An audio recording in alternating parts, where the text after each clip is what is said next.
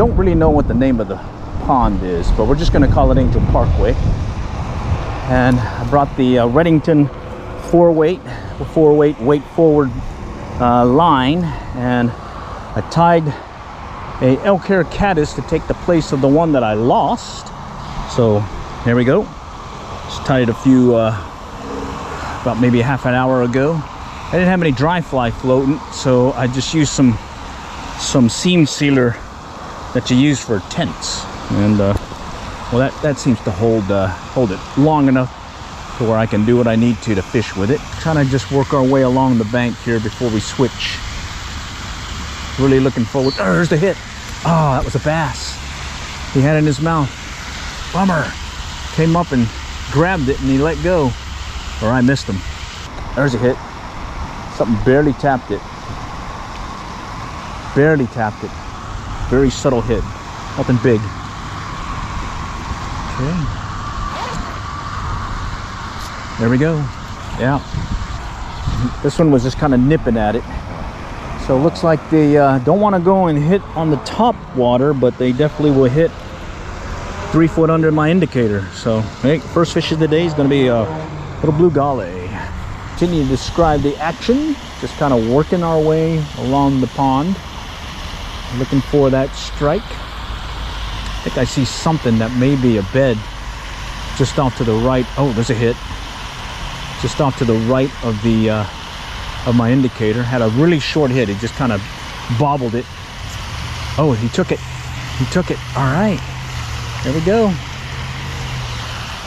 Yeah, he took it and just kind of sat, and I set the hook, and guess what? When in doubt, set the hook, and I did it. Yeah, nice little bluegill. Cast in front of us and let it sit. And right now I'm doing little short twitches. I'm getting another hit right now. Just some short twitches. And I was hoping for that topwater bite, but it looks like it's going to be a 3 foot under the indicator bite instead. All right, let's just keep watching that indicator. I got that fly in the money zone. Something's kind of shaking it. I just see some small ripples. And I'm gonna see, there's another hit. There he goes. Oh, that one took it under. Bummer. Okay, got excited on that one. Okay, let's focus here, buddy. Okay, cast it out, short twitch, watch for the strike indicator. Kind of watch for that hit, subtle hit. There he goes, he took it. That one slowly took it under. All right. All right. He just kind of played with it. I saw a few ripples from the little nips it was probably taking, and then he took it under. And I'm not using the rip thy lips technique right now. I'm just kind of doing a pull on the line and set the hook at the same time. So it's sort of this right here. So that movement, pulling on the line, lifting up on the rod. It's the I forgot what it's called. Pull the line and lift the rod technique, or hook set. I don't know. I heard some fly fishing guides do that, especially when they're fishing the flats in some of the coastal areas. So hey, it seems to work. So I've been using it for a while now. And again, that's the pull and lift at the same time. So it's sort of this movement here, right here. All right. There's some bigger ones here. Just right now, it doesn't see. Oh, there's a hit. Holy cow. I wasn't paying attention. I saw a dog over here to my right. Turned around and I saw that the indicator was underwater. Oh yeah, there's one of the bigger ones. It's pretty interesting. Here and In-N-Out Burger, there's this one, I guess, version or variation of the bluegill that has this coloring. It's got the big operculum here, and then it's got sort of a palish olive kind of color to it. This one took it fairly deep, so I'm gonna have to get the old forceps out and get him taken out so I can release him. So got my forceps ready and get him undone, and he'll be ready to go here shortly. All right, go back and get bigger. Nothing yet. And again, I'm kind of working, I would guess it's about maybe 3 to 4 feet of water where I'm working the fly. It kind of does one of these, this, and then it drops down. And there's like a vegetation line, and I think they're kind of just hovering in that area. If it's like the pond by In-N-Out Burger. There's the hit. That was the hit. Gave it some twitches and started hitting it good. So let's try that again. We'll let it sit, give it a twitch, and watch for a strike. Keep watching for a strike. You know, I think I got some junk on the end of my line, right where the fly line meets.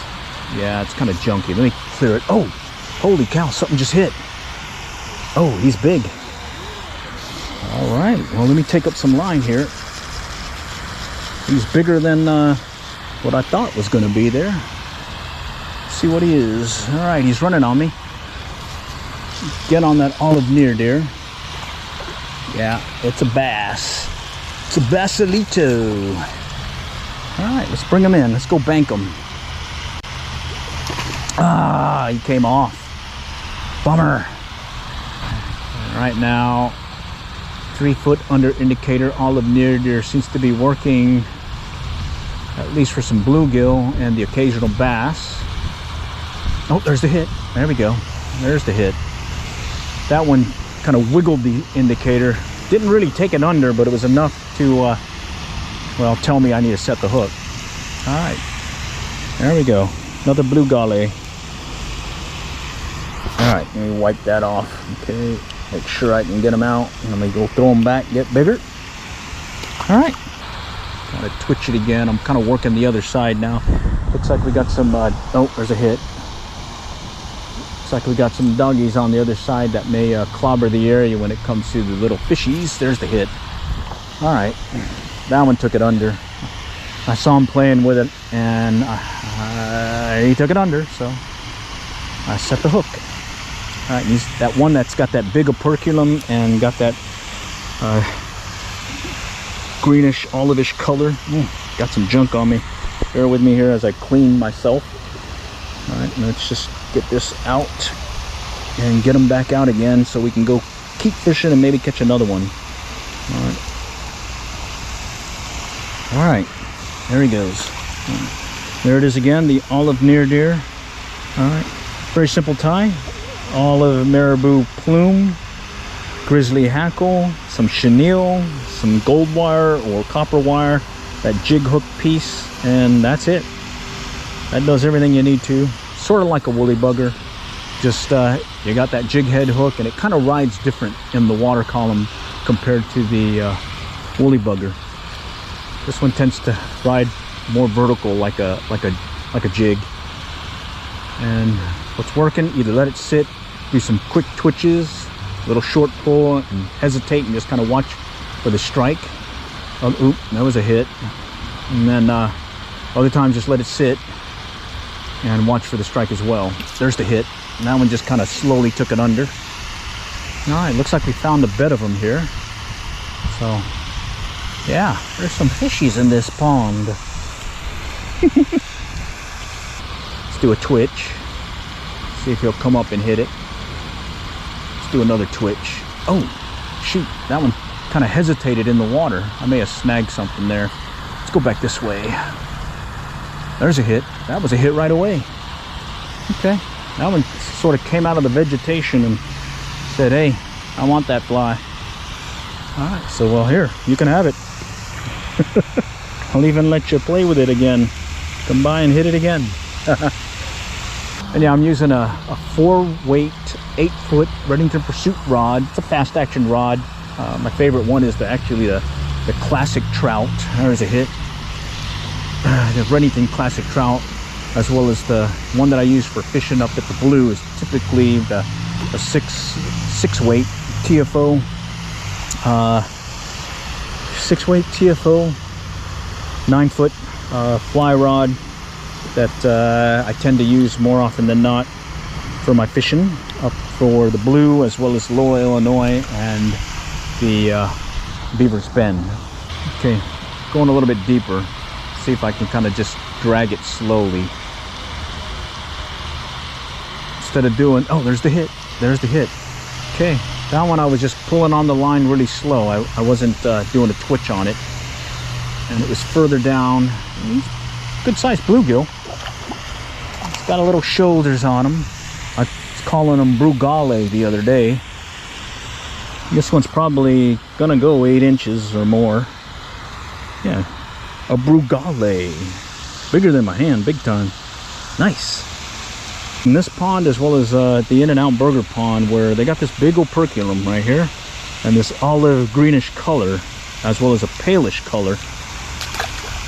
And compared to other bluegill that I've caught in other ponds. So, hey, that was fun. That's what I was talking about. If you can, I'll describe it for you if you can't see, but all this vegetation along the bank goes out about maybe, in some cases 6 to 8 feet, or in other cases like maybe 4 feet or so. And then right after that, it's fairly shallow, and then it drops. And right there is where I've been getting most of my strikes, right along that little vegetation line. And that's where the strike indicator comes into play, because if you're just casting your fly, unless you're fishing parallel, or at least at an angle to it, where you can kind of parallel that weed line or vegetation line, you're not going to be in the money zone for very long. And that's why I use an indicator. And I typically start out with 3 feet under indicator, and depending on how things go, I may switch it out and go deeper or shallower, depending on what the bite's like. But right now, looks like 3 feet's good enough. Had a couple of nice size bluegill. I think one of them probably would have went 8 inches or more. So there's the hit. There's the hit. All right, little bluegill. All right, it's got a little shell crackerness look to it with that speckle, but I don't think it's a shell cracker. It may be some kind of hybrid. Let's see. Let's try over here real quick. Right in this open area, past the vegetation line where it gets a little bit deeper. Let's see if we can get some strikes here. There's the hit. All right. Oh, he's running. This one's running. Feels good. Let's see what this guy is. Oh, it's a bass. It's a bass. All right. Bass on an olive near deer. All right. That one went for it. Deeper section. Still working the vegetation line, but the vegetation line's further out. This area is really shallow, probably a foot or less, and then it dips off into the middle. So there must have been like a little channel or something. And well, we'll take advantage of fishing that. Let's get that guy back in. All right, got our first bass. Lost 2 bass so far. One where I had an elk hair caddis and I pulled it out of his mouth, and then another one on the strike indicator and olive near deer set up. And well, he threw the hook on me. Make sure I don't have any junk on my fly. No, it's good. All right. Oh, there's a hit. Holy cow, that one hit. I was getting ready to cast. Little guy hit. Yeah, all right, well, shoot, he hit right away. It was right on the edge of the vegetation line, and he came up and hit it right when I was getting ready to recast. So, on the olive near deer, strike indicator, 3 feet. 3 feet under the strike indicator. So earlier I was over there on that side and was catching them, and then I came on this side, caught several that way, but been trying to get something here, and it's been a little bit slower. There's a hit. All right, this one was kind of playing with it. It's going back and forth on it. All right. Yeah, I saw the indicator and I thought it was the wind at first, but then it moved back and forth again, and I was like, I need to set the hook. When in doubt, set the hook. Go walk back and work that area by the fountain again. See if maybe that one bass will show up again, or maybe another bass, and then we'll call it quits. So got the line out, and I'm just gonna slowly bring the fly in, pulling slowly along, pulling the line slowly along, watching for a strike. There's the hit. There we go. All right. Yeah, that worked. What is he? Looks like Looks like another one of those bluegill.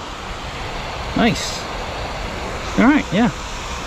Cast, let it sink, and slowly pull on the line, waiting for that strike. That's been working, as well as the short pull or twitch on the line, and getting the indicator to kind of move quickly and stop. And what happens then is your fly does one of these up and down motions. It didn't quite hit it hard. Interesting. Okay, that one hit. That one hit. Okay, he took it straight under. Okay, all right, another bluegill. Another one of the bigger bluegill. Yeah, putting a bend in the rod. Yeah, putting a bend in the rod here. Okay, let's get them released. Let's go catch another one, and then we'll probably have to call it quits after that. So now that I've said that, it's going to take me another 5 to 20 minutes to catch another one. All right, slowly pulling along on the line.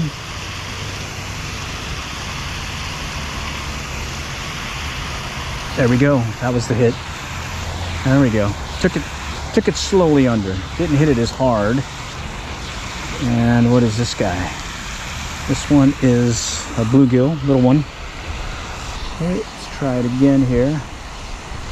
So far, oh, there's a hit. There's a hit. Something came up and hit it. Saw a splash too. All right.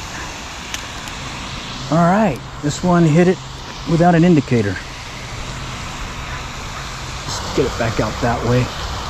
Here I'm kind of working it along the shallows. There's the hit. There's the hit. All right. That one chased it. I felt the tension. The sun was in my eyes, so I couldn't really see the line, but I felt tension on the line as I was bringing it in. So I went ahead and set the hook, and sure enough, went in down, set the hook.